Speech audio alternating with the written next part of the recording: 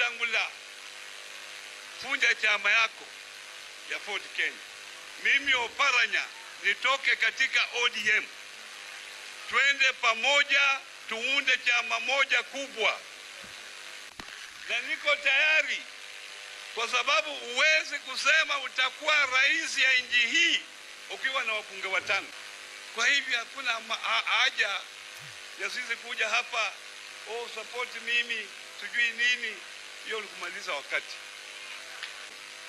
Nyinyi mnapanga 2032 katika mpango wa serikali, tuko na ile kitu inaitwa medium term plan. Inaenda miaka ngapi? 5. Kila miaka 5 medium term plan. Nyinyi mna medium term plan ya miaka ngapi? Sijui hiyo mmetoa wapi? Hiyo medium term plan.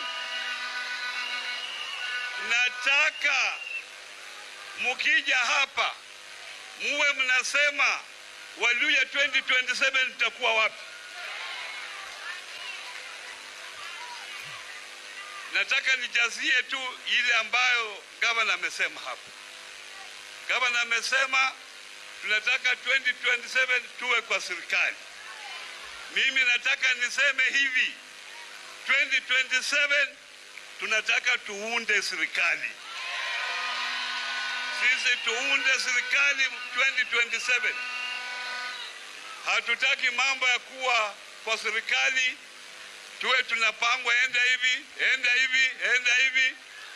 Ukiletewa kitu kimoja parlamenti moja unasema serikali imefanya kazi. Tunataka tuunde serikali, tuwe na mamlaka ya kufanya maendeleo katika nchi yetu. Hatuwezi kusimama hapa tunaongea mambo ya watu wetu, na Nzoia Sugar Company bado iko mahali iko, Mumias iko mahali iko, na vitu nyingi ambayo zinaweza kusaidia watu wetu asiendelee mbele.